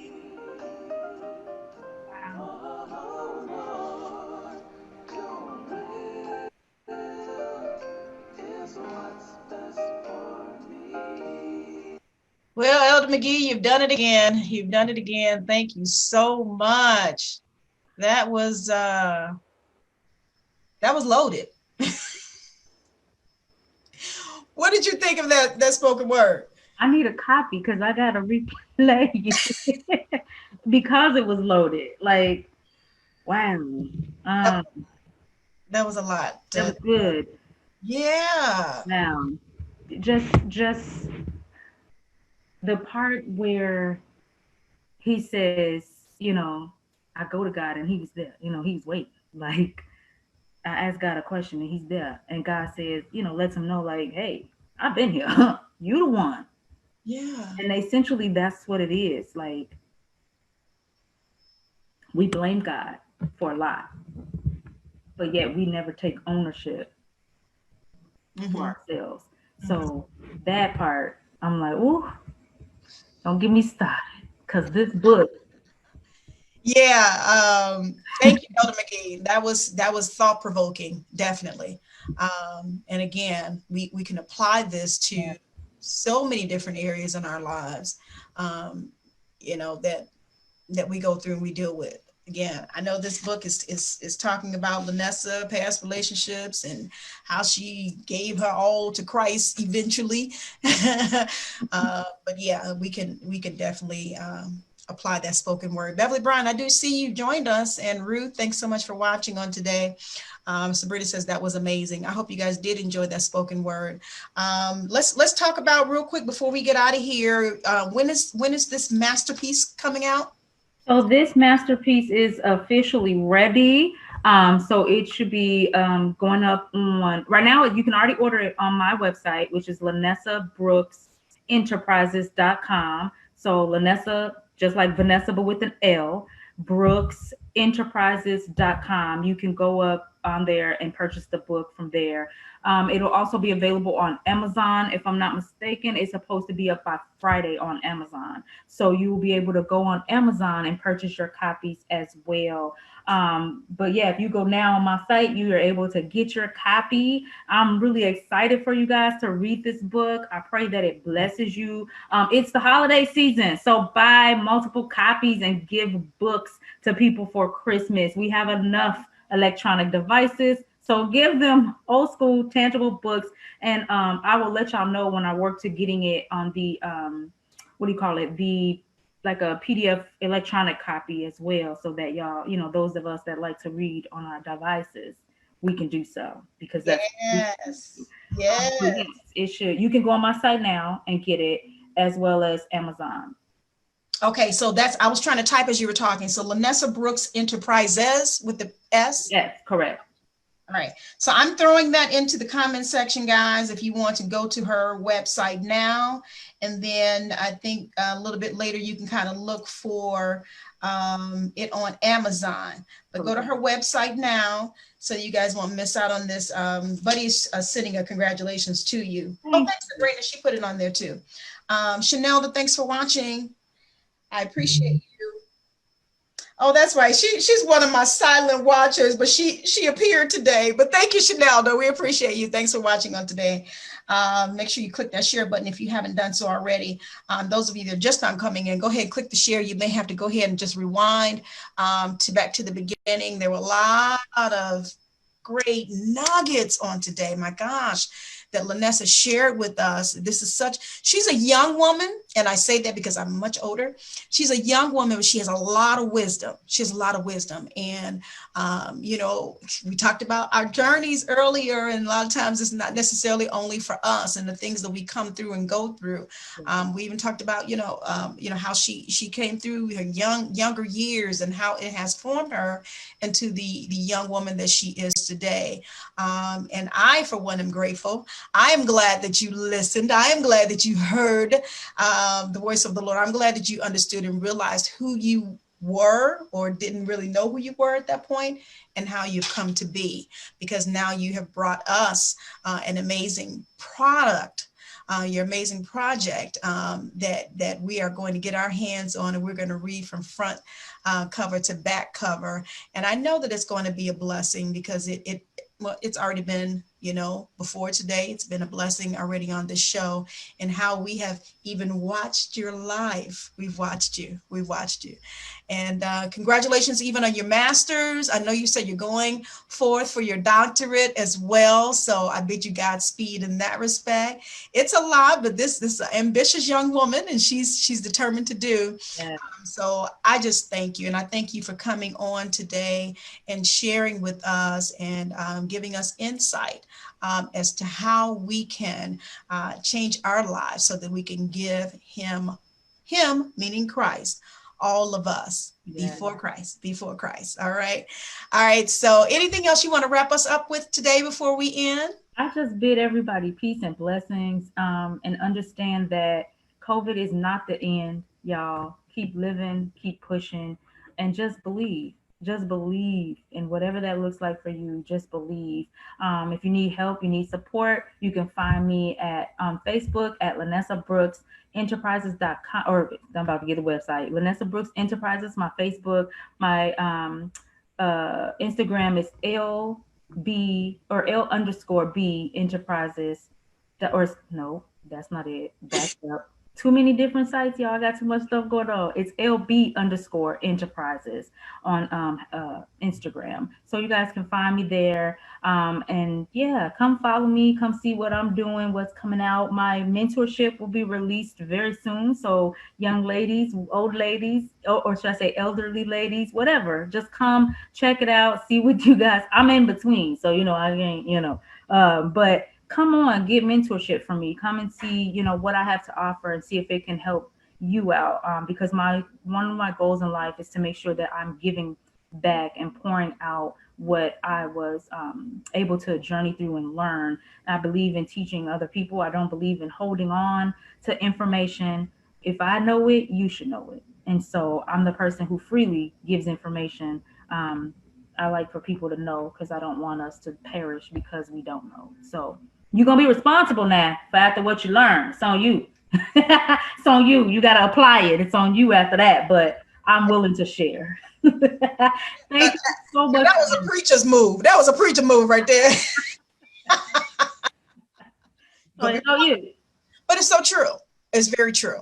Well, thank you again, dear. I do appreciate you. What I want to ask you a quick question before we go off. Now, you mentioned about your mentorship. Now, do you only actually cater to a certain group, age group?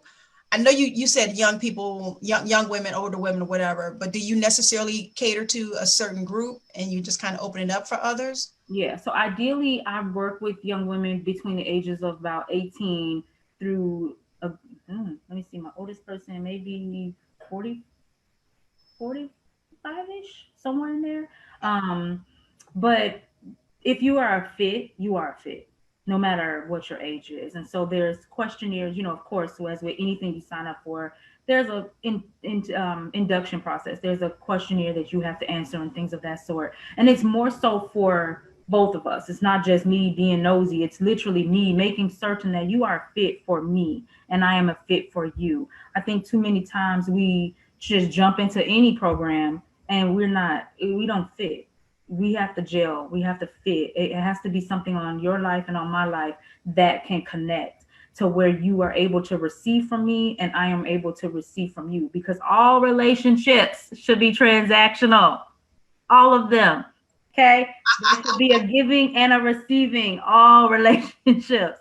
So that's one of the things. I do have questionnaires. I do ask questions. There's an interview process, and it's literally to benefit both of us. And if I don't feel like I'm a fit for you, then I refer you to some other people that I'm aware of that are also doing mentorships and life work and soul work and things of that sort. Because you may be a fit somewhere else. Everybody's not for me. The people that are for me, and I'm okay with that. So, I love it. Well, beautiful. Okay, I just want to give that little information out for the individuals that need to contact you as well. So make sure you guys go to her website. I purposely did not go into discussing the details of her book because we want you guys to purchase the book. So I have placed the where you can order.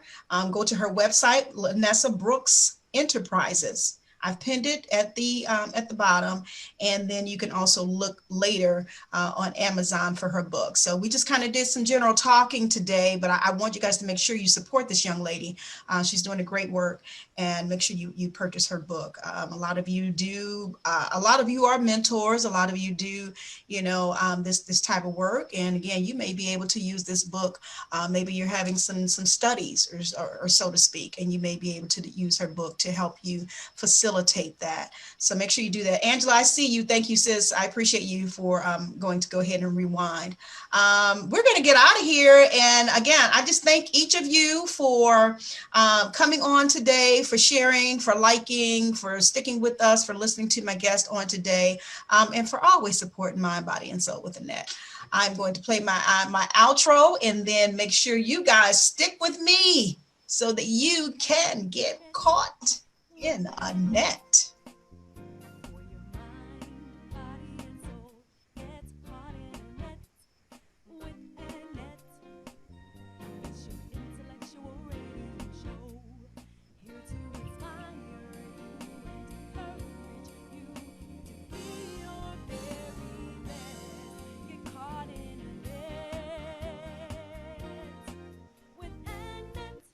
All right, guys, you know what I always tell you to wash your hands, wear your mask, stay safe. We want everybody to be blessed. I know that we're in this pandemic, but we do not have to be overcome with it. So again, wash your hands, wear your mask, stay safe, and go to my website at getcaughtinAnetradio.com. And you will see past shows, upcoming shows, and to make sure you keep up with us. All right, guys, we will see you soon. Peace.